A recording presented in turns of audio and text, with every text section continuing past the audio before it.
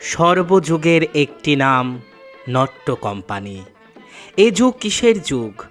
নট্য কোম্পানির যুগ এবং বাংলার নিজস্ব নাট্য সম্পদের প্রতিষ্ঠার গৌরবময় যুগ।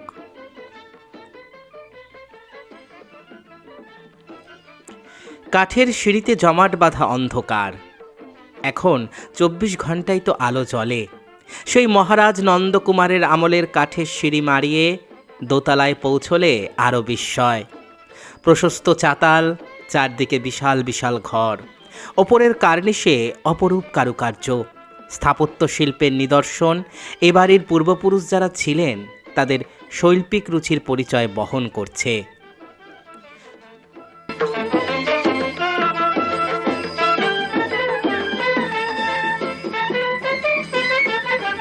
আমাদের নট্য কোম্পানি এটা মানে প্রায় পুরুষে যাত্রাপার্টি, এর প্রতিষ্ঠাতা বৈকুণ্ঠ নট্য এবং আমার বাবার ঠাকুর দাদা। তারপরে আমার ঠাকুর দাদা, আমার বাবার নাম মথুরানাথ নট্য। তারপরে এলেন আমার বাবা যোগেন্দ্রনাথ নট্য। তারপরে আমি আসি। আমি 1948 থেকে ফরেজে পড়তে কলকাতায় আসি। সেই সময় পড়াশোনা সঙ্গে সঙ্গে আমি এখানেই থাকতাম, কিছু আমাকে কাজ করতে হতো যাত্রাপার্টি। পরবর্তী ইয়েতে আমি 1952 থেকে এর সঙ্গে একেবারে ওতপ্রোতভাবে জড়িয়ে পড়ি।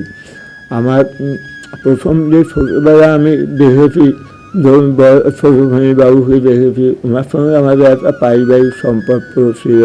তারপরে প্রভাত বসুকে দেখেছি, যারা এরা যাত্রা এবার প্রভাত পুরুষ।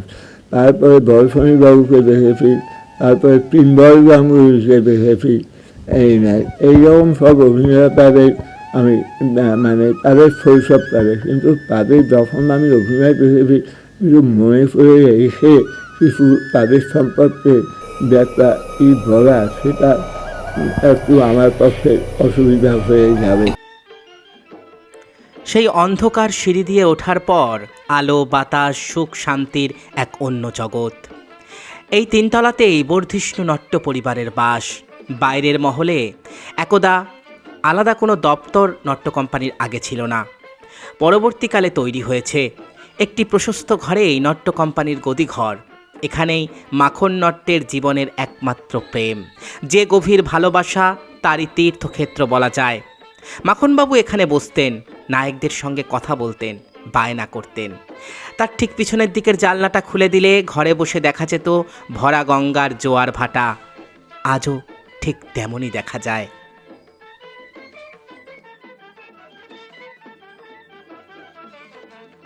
ভোরের যেটুকু দেখতাম এখানে এসে দাঁড়াতো এভাবে, কারণ আমাদের তখন এই ঘরটাই অফিস ঘর ছিল। আচ্ছা, মামাটি মানুষ, নটিনন্দিনী, অচল প্রসাদ, যখন মানে এটা কি এখন আপনাদের থাকার ঘর আর কি নাকি? এটা মশাই জ্যাঠা থাকতেন।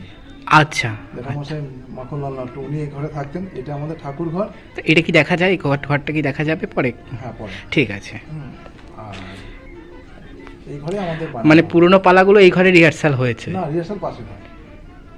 আচ্ছা, মানে উনি এখানেই থাকতেন প্রথম থেকে? এখানে থাকতেন, আর অফিস ঘর এখানে ছিল। আচ্ছা, অফিস ঘর শিফট করেছি গঙ্গার দিকে।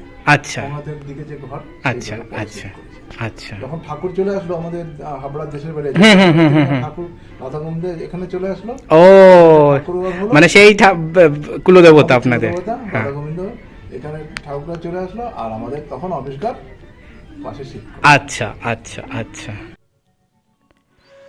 মাখনলাল নট্যের এমন সুন্দর হাওয়া মহল, এমন আকাশ আর প্রাসাদের কোল ঘেঁষে বয়ে যাওয়া ভাগীরথীর রূপ আকণ্ঠ পান করার সৌভাগ্যকে হিংসা না করে থাকতে পারে কজন?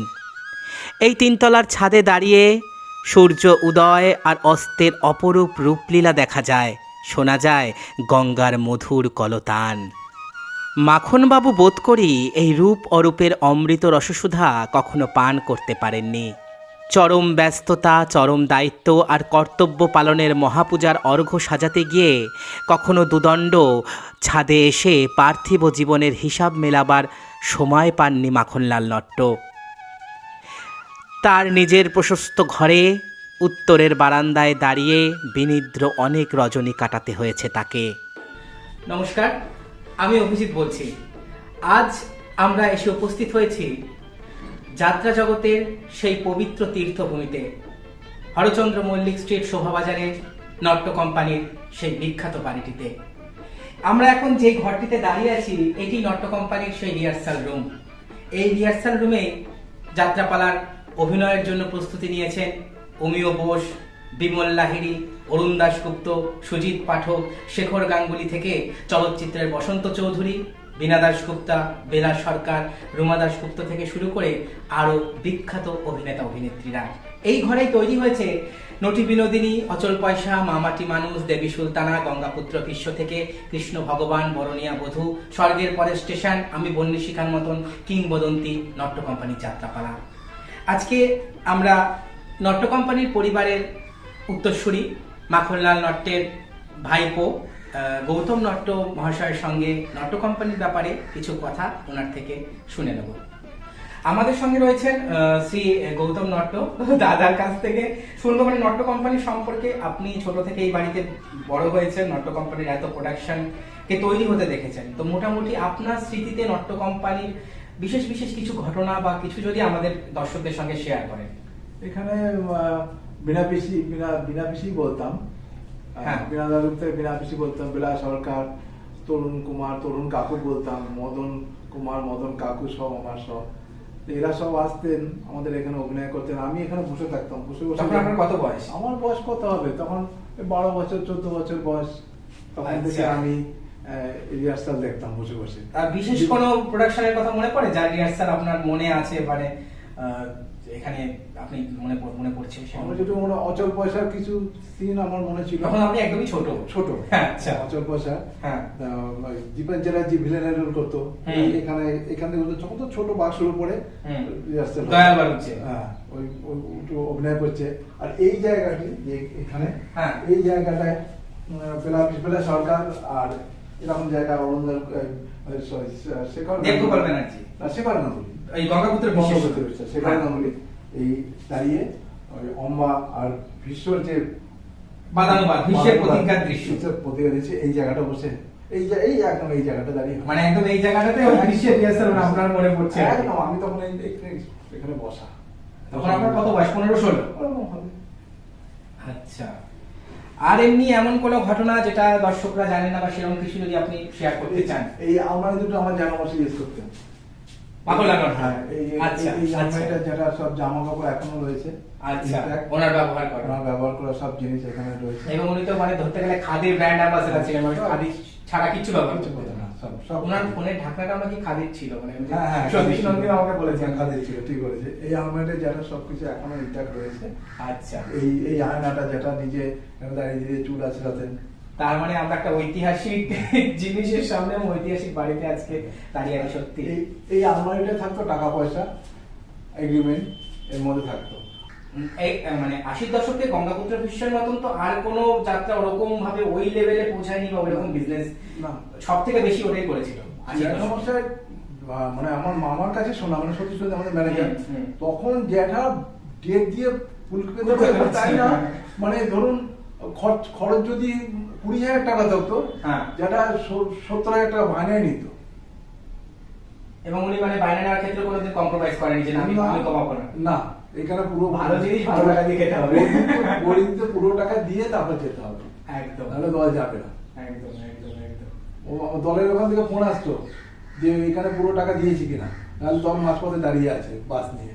মানে ফুল পেমেন্ট না করলে দল ঢুকবে না। না, মাঝ রাস্তায় আমাদের তো বাস আগে চলে যায়, হ্যাঁ। গাড়ি তো পড়ে যায়, বাস মাঝ রাস্তায় কি দাঁড়িয়ে রয়েছে, সেখান থেকে ফোন আসতো আচ্ছা, যে ওরা কি ফুল পেমেন্ট করেছে, আমরা কি দল নিয়ে ঢুকবো, আচ্ছা, তবেই ঢুকবে, নাহলে ঢুকবে না। তারা ঢুকবে না। বাপ, এ তো বিশাল বিশাল, মানে সত্যি। আর মাখনলাল নাট্য সম্পর্কে যদি কিছু মানে বিশেষ কথা যদি বলেন দর্শকদের জন্য। জ্যাঠামশাই পড়াশোনা ছাড়া কিছুই জানতেন না। আমাদের বাড়িতে রিহার্সাল পুজো হতো রথের দিন। তো রথের দিন যেটা বলছি কি ব্যাপার, এখনো স্কুল যাসনি? না, আজকে তো রিহার্সাল পুজো। রিহার্সাল পুজোতে কি হয়েছে, স্কুল যা। ঠিক আছে, যারা বলে পড়াশোনা ছাড়া কিছু বুঝতে না, কিচ্ছু না। আমরা এখানে রিহার্সাল দেখলে কি ব্যাপার, তোর এখানে কি কি চাই, রিহার্সাল দেখতে দিত না।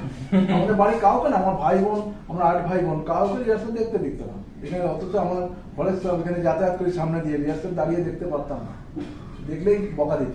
আর জেঠামশাই চাইতো না যে আমরা এই যাত্রার দলে ঢুকি বা এই নিয়ে থাকি। যেটা ইচ্ছে ছিল ডাক্তার আর মানে ইঞ্জিনিয়ার হও। মানে এই যে এত শিল্পী নাট্য কোম্পানিতে অভিনয় করেছেন, সেই সময়ের তাবড় তাবড় শিল্পীরা কেউ বাদ নেই নাট্যতে অভিনয় করে, দু একজন বাদ, যাই হোক সেটা আলাদা কথা। কিন্তু তাদেরকে কিভাবে সামলাতেন উনি, মানে কোনো বিশেষ ইয়ে, মানে এক একজনের এক এক রকম বায়না, এই সমস্ত জিনিসগুলোকে মাখনের নাট্য কিভাবে ইয়ে করতেন? এবং যে 7 নম্বর 8 নম্বরের শিল্পী ছিল নাট্যতে প্রথম থেকে দেখতে গেলে, তারাও কিন্তু স্টার। মানে কোনোদিন একটা মানে যে দাঁড়িয়ে থাকবে বর্ষা নিয়ে, সেটাও কিন্তু মাখনের নাট্য স্টারকেই নিয়েছেন এবং সেও কিন্তু স্টার। তো এই সমস্ত শিল্পীদেরকে কিভাবে সামলাবে? জ্যাঠামশাই ছিল রাজবাড়ি মানুষ, বেশি কথা বলতেন না, ভীষণ রাগী ছিল। হ্যাঁ, তুমি আমার দলে অভিনয় করবে, টাকা নেবে, বাড়ি চলে যাবে। আচ্ছা, আর মানে যদি কেউ নাটকে নাক গলায়, সেই ধরনের আর্টিস্টকে উনি পছন্দ? যে না, একেবারেই না। নাটকে নাক গলা তো তাকে দেবেই না। নাটকের যেটা বুঝবে সেটাই। অনেক আছে যে তার হিরো, তার মনে, সেটা বোধহয় উনি অরুণ দাশগুপ্ত বা শেখর গাঙ্গুলি পর্যন্তই সেটা একটু হলেও ইয়ে করতেন। অরুণ দাশগুপ্তের ব্যাপারে অনেকটাই উনি ভরসা করতেন, কিন্তু তারপরে আর না। যে নতুন অরুণ দাশগুপ্তের সঙ্গে ব্যাপারটা কি ছিল, অরুণ দাশগুপ্ত তো সে তো টানা পড়ে একদম ঘরের মানুষ হয়ে গেছে। একদম নাট্য কোম্পানির যে স্বর্ণযুগ, সেটা তো অরুণ দাশগুপ্তের হাতেই তৈরি হয়েছে মেনলি। ওই যে অরুণ দাশগুপ্ত অরুণবাবুর কথা শুনতেন, কিন্তু নতুন করে এবং শোনার মতো, উনি যে লেভেলে ট্যালেন্টেড ছিলেন, তো শোনা দরকার। একদম একদম। কিন্তু নতুন কোনো আর্টিস্ট ভালো অভিনয় করছে, তাকে নিয়ে আসলাম। উনি কি আগে বলে দিতেন যে নাটকে নাক গলাতে পারবেন না? একদম বলে দিতেন যে আমার নাটকের ব্যাপারে আপনি নাক গলাবেন না। আপনি আলাদা গ্রিন রুম চান, আপনি যা আলাদা গাড়ি চান, আলাদা মেকআপ ম্যান চান, যা চান সব দেবো। কিন্তু আর এই যে ওনার যেমন খাদির প্রতি একটা আলাদা ইয়ে ছিল, উনি খাদিকে সবসময় প্রমোট করতেন এবং সমস্ত জিনিস, এবং নকুরের সন্দেশ, এই দুটো মাখনলাল নাটের একটা সিগনেচার। এমনি উনি খেতে কি ভালোবাসতেন দৈনন্দিন জীবনে, মানে খাওয়া দাওয়াটা ওনার মানে কি ইয়ে করতেন? জ্যাঠামশাই ভালোবাসতেন হলো বিশেষ করে মাছ। আচ্ছা, মাছ ভালোবাসতেন, মাছের ঝোল, মাছের ঝোল, মাছ, এবং তার গঙ্গার মাছ চাই। আমাদের এই গঙ্গার গায়ে একদম বাড়ি। হ্যাঁ, একদমই। মাঝিরা ডাকতো, বাবু মাছ এসছে, তোকে চেঁচিয়ে বলতো, বাবু মাছ উঠেছে, ইলিশ ভালো, আমাকে পাঠিয়ে দিতে হবে, যা।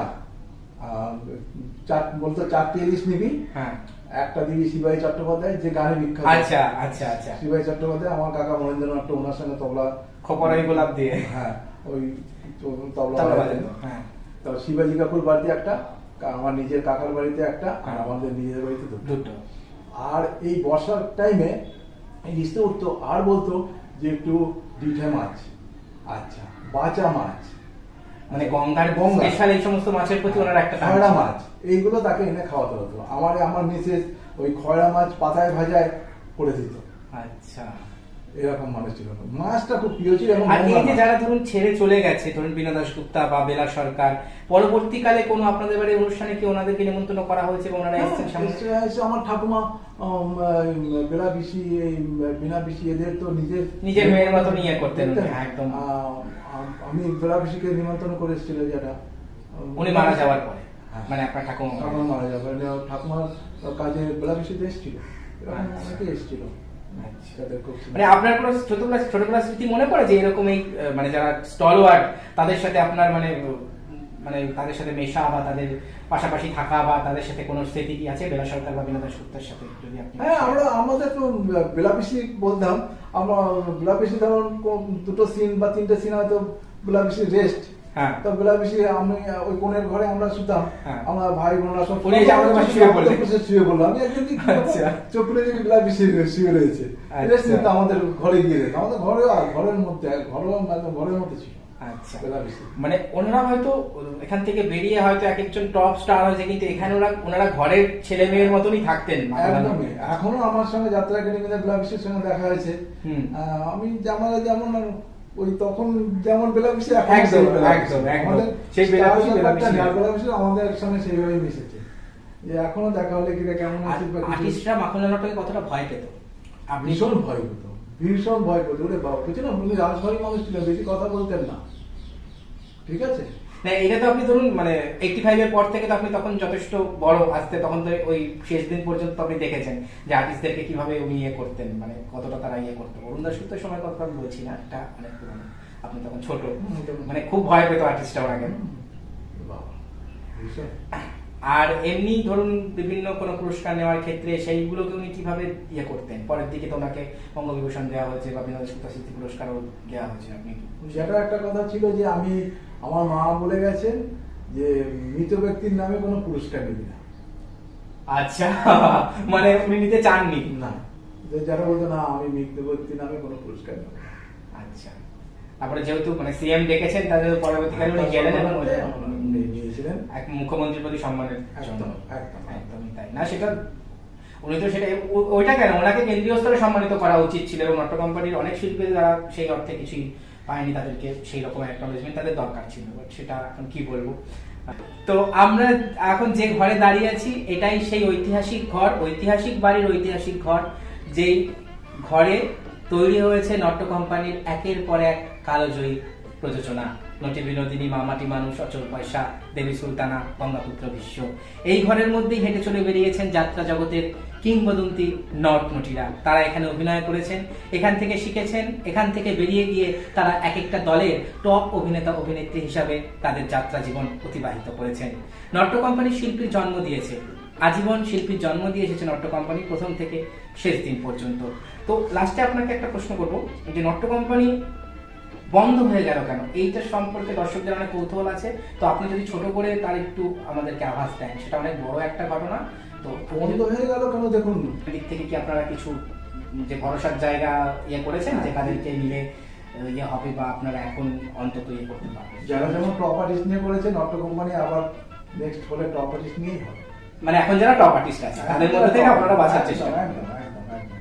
তারা তারা আগ্রহী নাট্য কোম্পানিতে করার জন্য। অবশ্যই অবশ্যই নাট্য কোম্পানি হাউসে কাজ করে রেখেছে যে নাট্য হলে যেন আমরা থাকি এবং আমরা আসবো। এই দিক থেকে একটা জিনিস, মানে নাট্য কোম্পানির অনেক আপস এন্ড ডাউনস এসছে, কিন্তু মাখনলাল নাট্য কিন্তু কোনোদিনও কারোর কাছে নাট্য কোম্পানিকে বিকিয়ে দেননি। হয়তো তার কাছে অনেক প্রস্তাব এসেছিল, কিন্তু মালিক এই দিক থেকে দেখতে গেলে অনেকে বলে সত্যম বরাবরের পুরনো দল, কিন্তু পুরনো দল দেখতে গেলে অ্যাকচুয়ালি মালিকানার দিক থেকে নাট্য কোম্পানি, নাট্য কোম্পানির সেই নাট্য পরিবারের হাত থেকে কিন্তু মালিকানা সেই 19 শতকের প্রথম থেকে 2000 আজকে 25 সাল পর্যন্ত এই মালিকানা কিন্তু অন্য কোথাও যায়। 4 পুরুষ, আমাকে নিয়ে 5 পুরুষ, 5 পুরুষ, এবং মাখনলাল নাট্য ছিল তৃতীয় পুরুষ, চতুর্থ পুরুষ। তো এই 5 পুরুষের নাট্য কোম্পানি আপনাদের কাছেই আছে। এটাই হচ্ছে মানে মানে সেটাই দর্শকদের বলার, যে সত্যম্বর অপেরাকে পুরনো দল বলা হয়, কিন্তু অ্যাকচুয়ালি মালিকানার দিক থেকে দেখতে গেলে নাট্য কোম্পানি হচ্ছে সব থেকে যাত্রা জগতের পুরনো যাত্রা দল। তো আজকে আমাদের সঙ্গে ছিলেন নাট্য পরিবারের একজন উত্তরসূরি, শ্রী গৌতম নট্য, সম্পর্কে তিনি মাখনলাল নট্যের বড় ভাইপো হন। তো দাদার সঙ্গে আমরা কথা বললাম এবং ঘুরে দেখলাম নাট্য কোম্পানির সেই ঐতিহাসিক বাড়ি। একটা ঐতিহাসিক অনুভূতি নিয়ে আজকে আমরা ফিরে যাচ্ছি। তো নাট্য কোম্পানির এই বাড়িতে একসময় পদধূলি পড়েছে এত বিখ্যাত সমস্ত শিল্পী। তো সেখানে আজকে আসতে পেরে সত্যি নিজেকে ধন্য মনে হচ্ছে। তো দাদাকে অসংখ্য ধন্যবাদ জানাচ্ছি আমাকে সুযোগ দেওয়ার জন্য, এই পবিত্র তীর্থভূমি দর্শন করার জন্য অনেক অনেক ধন্যবাদ। এবারে আমি অভিজিৎ বলছি পক্ষ থেকে দাদাকে আমি একটা উপহার, মানে স্মৃতি বলা যায়, তো সেটা আমি দাদার হাতে তুলে দিচ্ছি। তো এটা গঙ্গা জলে গঙ্গা পুজোই বলতে পারেন। তো এটা এখন দাদা খুলে দেখবে, আপনাদেরকে দেখাবে যে এর মধ্যে কি আছে। আন্তরিকতাটাই বড় কথা। না, গঙ্গা জলে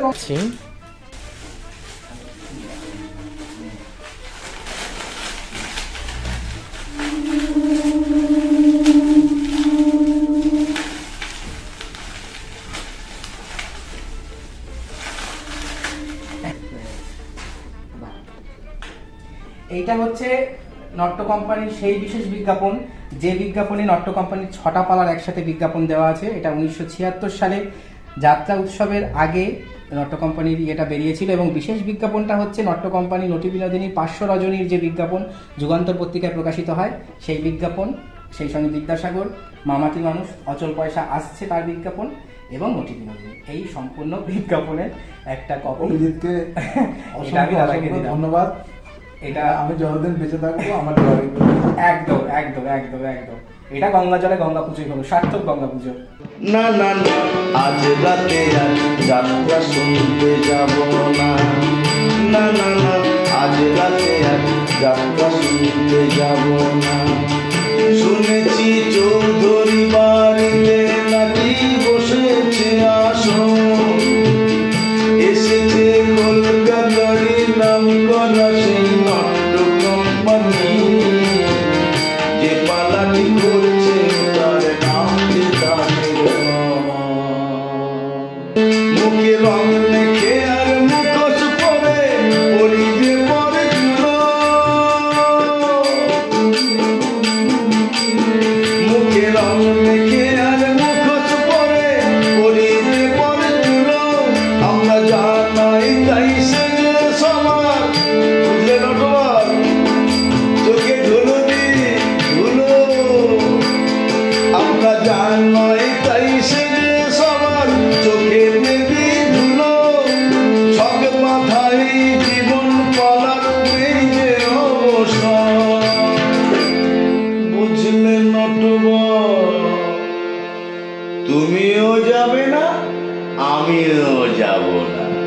না না না আজ রাতে আর যাত্রা শুনতে যাব